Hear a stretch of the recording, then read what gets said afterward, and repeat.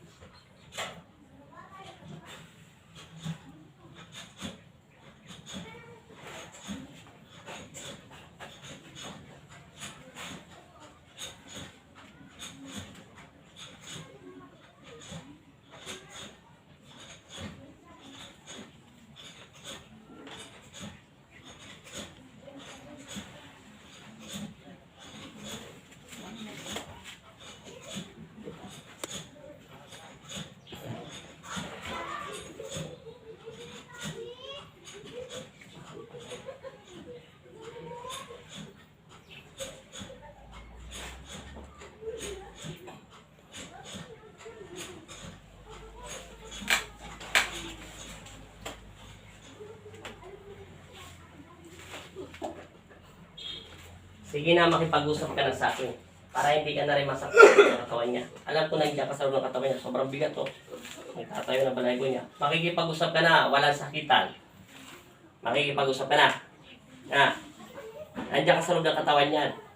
Para mas mabigat pa to sa 10 kaban. Sobrang bigat sa katawan niya. Nangangaray na nga yung kamay ko sa kaliwete. Kilala mo ba si Kristo? Sagutin mo na yung tanong ko kung kilala mo si Kristo. Si Jesus Kristo, kilala mo? Sagot! Kilala mo ba si Jesus Kristo? Hindi mo kilala ang Diyos? O sige, kung hindi mo kilala ang aking ama, wala akong magagawa. Ang tanong ko, babae ka lalaki? Babae ka ba lalaki? Buhay ka bang tao? Patay ka? Espiritu ka? Elemento ka? Ano ka doon? Sagutin mo yung tanong ko. Ano ang pangalan mo?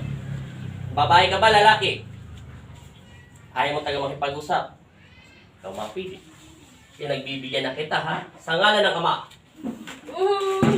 Ng anak. Ano? Makikipag-usap ka na. Kilala mo ba si Kristo? Kilala mo ba si Kristo? Sagutin mo lang naman yung tanong ko para hindi na tayo mag-awit dalawa dahil alam ko naman nasa loob ka ng katawan niya. Alam naman, ganito kabigat ang katawan nito. Ano to? Pinakamalaking tao sa mundo. Sobrang bigat ang katawan niya. Tanungin mo lang, sagutin mo lang yung tanong ko para hindi kapayapaan ang aking dala. Papatas lang ako. Hindi ko ka pwedeng kampiyan, hindi ko siya pwedeng kampiyan. Ang tanong ko lang naman kung kilala mo si Jesus Kristo. Kilala mo ba si Jesus Kristo? Hindi ka tao. Espiritu ka. Elemento. Espiritu, elemento. Espiritu ka nga, elemento. Sa pangalan ni Jesus. Sagutin mo yung tanong ko, espiritu ka, elemento. Ayaw mo talaga. Wala. Ayaw tayo pansinin pa ng Kristo. Mahirap makipag-usap sa mga bingi. Wala naman nagbibingi-bingi ha. Pabuti tayong bingi, alam mo naman bingi. Huling pagkakataon ko to sa'yo, maniwala ka sa akin. Hindi kita popersayin sa loob ng katawan niya. Kung makikipag-usap ka na maluwalhati, bilang alipin ng aking ama o instrumento niya, kapayapaan ng aking dala. Ipapatas ko ang laban. Wala akong kakampihan. Kahit espiritu ka pa, pero kung nagkakasala ka sa akin, ama, at nagkakasala ka sa katawan ng taong ito, kilala mo ba si Jesus Kristo? Kilala mo hindi? Kilala mo hindi? Hindi! Hindi mo kilala si Jesus Kristo. Tao ka hindi? Hindi! Anong tawag sa'yo? Espiritu, elemento. Sa pangalan ni Jesus. Ayaw mo pa rin. Kalasin mo nilagay mo sa kanya. Gamitin mo yung kamay mo. Itapon mo yan. Ayaw mo taga magpakilala. Okay, kalasin mo muna yan. Anong nilagay mo sa kanya? Tao ka ba hindi? Hindi. O sige, kalasin mo. Ano yung nilagay mo sa kanya? Paano yan? Hindi pa ako galit nito. Kala mo, nakangiti pa nga ako. Masaya ang puso ko. Kaya, tanda mo. Kalasin mo lahat yan. Pagbibigyan kita, kalasin mo. Bilisan mo. Huwag mo niyangat yung damit niya. Kalasin mo ng kalasin. Kalas. Manikura. Maganda? Opo. Ha? Opo. Sige. Kalas. Kailan ka pa sa loob ng katawan niya? Kailan pa? Ayaw. Tatlong araw na. Sige, kalasin mo. Kalasin mo. Bilisan mo. Kalasin mo ng kalasin niya. Hindi ka tao, ha? Ikaw ang nagsabi niyan, ha? Ela, Iya, pasintabi po Panginoong Isus amang Nazareno, pinatawag po ang mga anghel ng Panginoong Kristo. Sa pangalan ng Yesus Kristo. Sige ka lang. Sa pangalan ng Ama. Sige ka lang. Sige ka lang, sa'yo mo. Sige. 3 araw ka na. Apo. Sige ka lang. Kalasin mo. Bilisan mo. 2 kamay, kalasin mo. Wala. Change tayo ng papel. Medyo hindi niya kilala ang Diyos natin eh. Wala tayong magagawa. Kung di tataas natin ang kuryente para malaman natin kung sino ba to. Mahirap manghula rito. Pero may itim sa mukha niya. Hindi natin malaman kung elemento ba to, espiritu. Bilisan mo, kalasin mo lahat yan. Okay. Subukan muna natin sa papel. Alas! Sa ngalan ng Ama!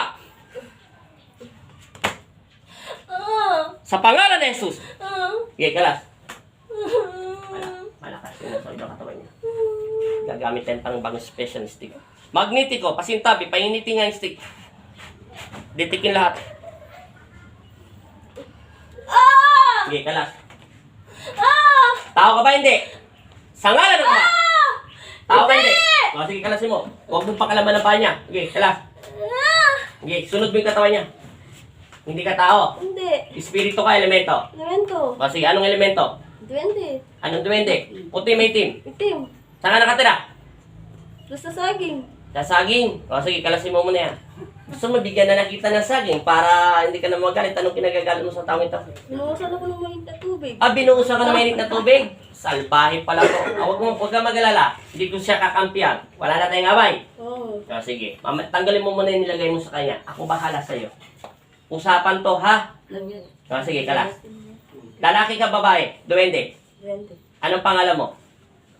Anong pangalan mo sa mundo nyo? Sabihin mo na sa akin para hindi ka na masaktan. Anong pangalan mo? Wala. Sige. Mapulit ka pa rin ha. Ako na nga hihingi ng tawad bilang alipin ng aking ama sa'yo eh. Ayaw mo pa. Bilang instrumento, ako na hihingi ng tawad sa ginawa niya kasalanan. Palis na lang ako. Alis ka na lang. Alis ka na agad. Sige. Alisin mo muna yung nilagay mo sa kanya. Malalaman ko rin naman yan kung alisin mo hindi. Okay. Anong nilagay mo sa kanya? Pampano yan? Para hindi siya makala. Para hindi siya makalakad. Kasi binuhusan ako ng mainit na tubig. O, sige. Tanggalin mo muna yung pampala, yung doon sa pigi niya, at saka sa hita niya, at saka doon sa likuran niya. Tanggalin mo lahat yan. Sige. Lalaki ka. Babae. Babaeng duwende. Babae ka palang duwende. Pag sabi mo kanina, espiritu ka. Elemento ka, hindi ka espiritu. Pati ako, niloloko mo ko eh. Bati na tayo. Apo. Hindi ka galit sa akin. Hindi po. Baka nagagalit ka. Hindi po. O, sige. Anong tawag sa'yo?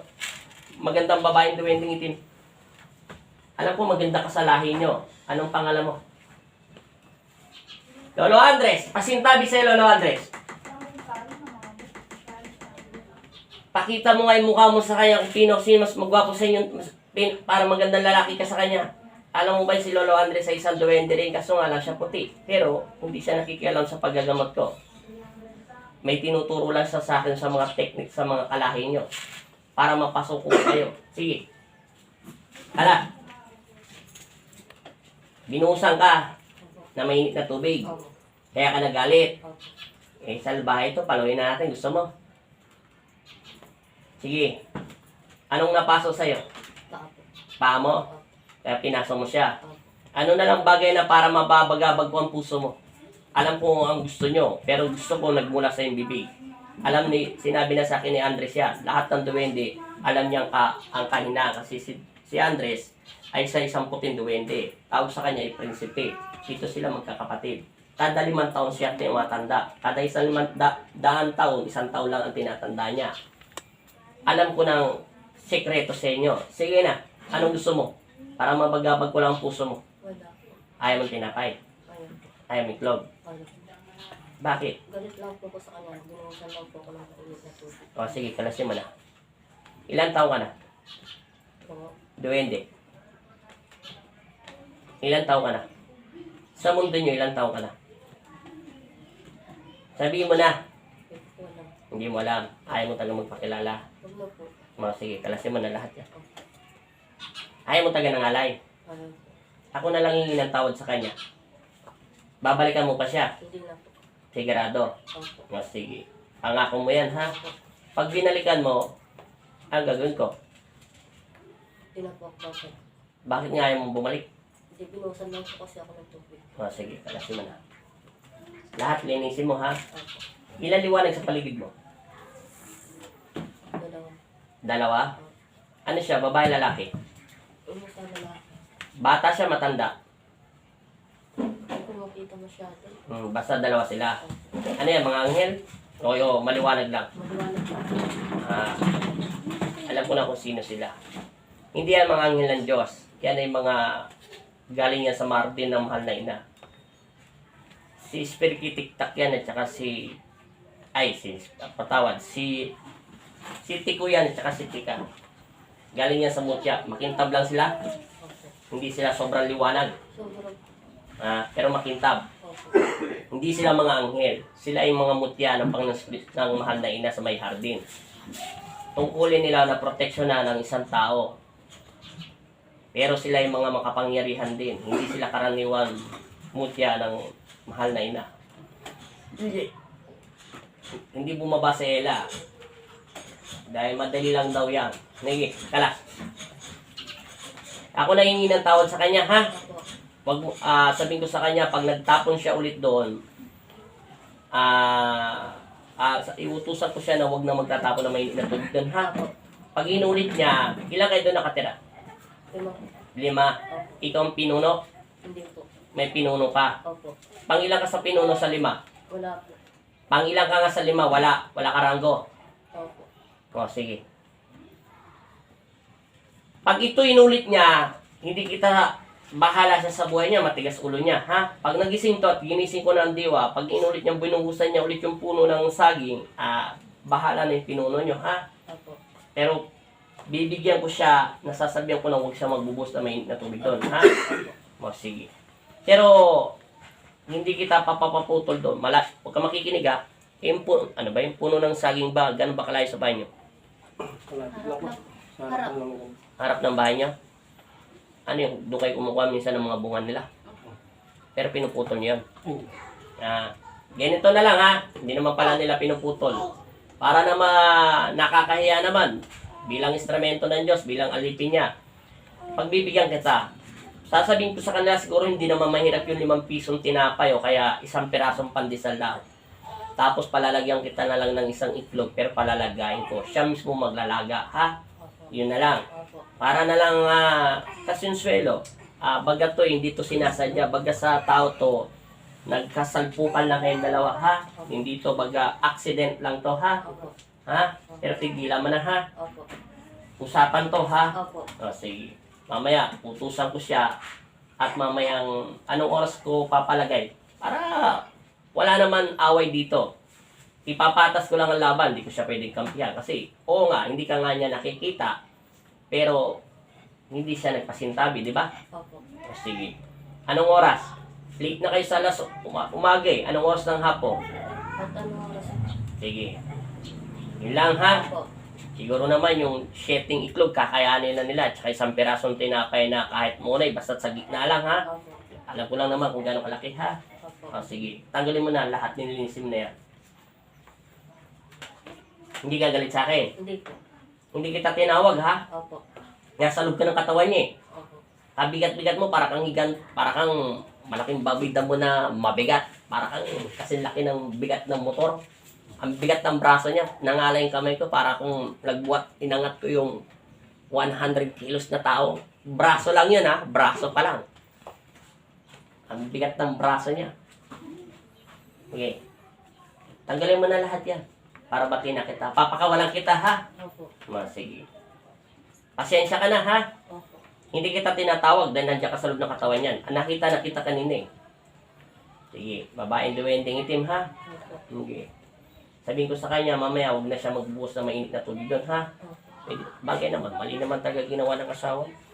Sa dami tayo magbubuhos ng mainit na tubig, pwede naman doon sa lababo. O pwede naman doon sa lupa, dahan-dahan lang. Kaya hindi natin to pwedeng saktan kasi may ginawa siyang pagsasala. Buti nga, 3 days pa lang to. Kung umabot to ng 1 buwan, maliwala kasi palalaki niya yung 2 kita ng asawa mo. Lalagyan niya ng mga nak-nak sa likuran niya. Siyempre, ikaw palang buhusan ng mainit na tubig. Gantihan ka rin, buhusan ka ng mainit na tubig. Siyempre, magagalit ka rin. Kaya, sila ay mga elemento, parang tao din sila. Pero meron sila abilidad at meron din silang isang, pag sinabi nila, tatanggalin nila, mas paniniwalaan ko pa sila kaysa sa mga magkukulam. Kasi magkukulam tao. Meron yung sariling prinsipyo. Pag sinabi nila, batas nila, tatanggalin nila.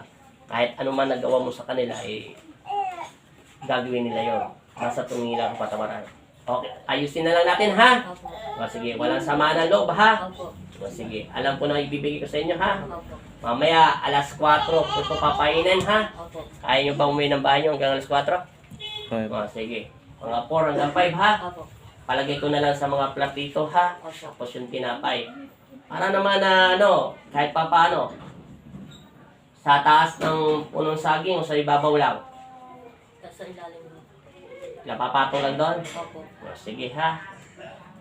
Linisin mo yung katawan niya para bati na tayo. Opo. Pasensya ka na rin. Opo. Hindi kita tinawag. At hindi ko rin naman siya pwedeng kampiyan eh. Dahil may ginawa siya sa'yo. Idikit mo na lang yung kamay mo sa kanya. Pagtatatanggal mo na lang. Tapo mo na. Lahat. Okay. Lahat linisin mo yung katawan niya. Para matapos na tayo. Sabi mo kasi demonyo ka eh. Nagulat ako bakit hindi bumababa si Ella eh. Tsaka si Iya eh. Yung pala, sabi niya, imento ka lang. Kaya nga, binigay ka na, tinranslate na nila kay kila Tiko at saka kay Tika. Nasaan na yung dalawang makintab, liwanag? Nakita mo pa? Wala na po. Wala na. Meron pa, wala na. Wala na po. Sigurado makakalakad na siya. Opo. Hindi na siya yung parang pasuri-suri, parang lasing. Opo. Sigurado ha? Opo. Kasi nakita ko to kanina, pinalakad ko hanggang dito at nakita ko to sa gate. Okay na. Opo. Magaling pa to ng malayo ha. Opo. Ilang oras biyahe nyo? Ha? Isang oras kalahati rin ang biyahe nila rito ha. Opo. Okay na. Opo. O, bago kita pakawalan ha. Malamig din ang asawa mo. Hindi ka tulad kanina, sobrang init. Pasensya ka na ha. Opo. Papatas ko lang ang laban ha. Bilang alipin ng aking ama at instrumento niya. Hindi ko siya pwedeng kampiyan. Hindi rin kita pwedeng kampiyan. May mali siya dito, napakalaki. Opo. Naintindihan mo? Opo. Kaso nga lang, hindi ka rin niya nakikita. Ha? Opo. Pasensya mo na ang mga tao. Minsan talaga, minsan sa sobrang pagmamadali namin, sa kakalimutan namin magpasintabi. Ha? Opo. Alam naman namin na una kayo doon sa lugar nila. Intindihan mo na? Opo. Sabi mo sa hari mo, bilang alipin ng aking ama, na manggagamot dito sa Pampanga, ay humingi ako ng kapatawaran sa nagawang asal ng aking kapwa-tao. Naintindihan mo na? Opo.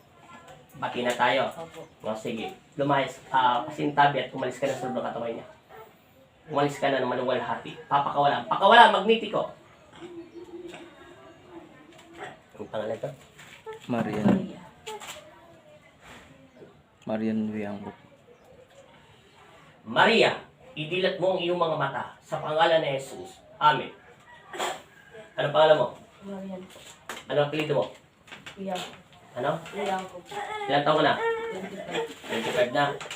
May pinuntahan ka ba? Hindi lang po. Saan ka pumunta? Hindi lang po masyado.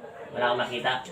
Bakit ka kasi nagbubuhos ng tubig na mainit sa puno ng ng Saging. saging? O kita mo wala kang tunento sa akin. Bakit alam ko? O sino may kasalanan? Hindi o ikaw? O, hindi ka nagpasintabi, di ba? Ulitin ko ha, susunod pasintabi. Kahit anong mamadali, mainit yun eh. Mabuti sana yung tubig na malamig lang yun eh. Kahit sino naman siguro, buhusan mo ng tubig, magagalit sa'yo. Paswerte ka lang, hindi yung pinuno nila ang nabuhusan mo. Kung hindi, maniwala ka sa akin yan. Bigat mo kanina, masigit pa, 100 bigat ang katawan mo. Baka sunod, di ka na bubuhatin ka na ng mga pamilya mo. Naintindihan mo na? Opo. Humingi ka ng tawad doon una sa Diyos ha. Opo. Pangalawa, manalangin ka at magdasal ha. Pangatlo, para ako nang humingi ng pangalay sa kanila, siguro naman kakayanin nyo na yung isang itlog lang. Ilaga mo. Kaya paglalaga mo, bukal sa puso ha. Hindi yung nilaga mo lang na gusto mo lang ilaga ha. Tapos bumili ka ng isang monay o kaya tinapay, basta't malambot lang. Opo. Basta't yung halagang 5 piso, 3 piso, 2 piso ha. Yung gitna lang kakakalasin mo. Tapos ilagay mo sa platito o kaya sa popombal. Kasi kung ayaw mo platito, bahala ka. Siguro mo, bond paper, mura lang. Ayusin mo at ilagay mo yung tinapay at saka yung itlog. Ilagay mo doon. Sabi mo, kaibigan, babae siya ha. Patawad, kung nabuhusan kita ng ano, pagdamutan mo ang aking handog. Ha? Sabi mo, peace na tayo ha. Pasensya na ha. Bilang sasabi mo, Opo. naintindihan mo na, huwag mo siya sabihin Panginoon ha, Panginoon ng Diyos. Sabi mo, kaibigan, pagdamutan mo ang aking handog. Patawarin mo ko kasi sa nabigla lang ako. Aminin mo man yung totoo, alam nila yun. Opo. Huwag ka na magsinungaling. Ano paramdam mo sa katawan mo? Magaan. Magang na. Sundot yung minsan mo. Pati yung dito mo. Wala na sakit. Wala na. Kahit lakad ka, kaya mo. Hanggang hindi pa kita pinapainom tubig, tumalon-talon pa. Pabilis mo lang ha. Parang ano, talon. Sabi mo yung Jesus name. Nakangiti na. Magang ka na. Opo. Kanina para kang elepante. Ang bigat na katawan mo. Inumin mo na yan. Wala na, tapos na tayo. Magaling na siya eh. Tumayo na nga, kita mo, mabilis na eh.